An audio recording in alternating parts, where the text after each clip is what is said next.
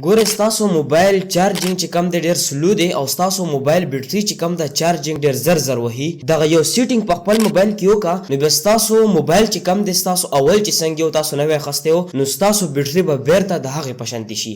دا سیټینګ به موږ څنګه کوو؟ سمپلي د دې لپاره په خپل موبایل کې سیټینګ ته راشئ.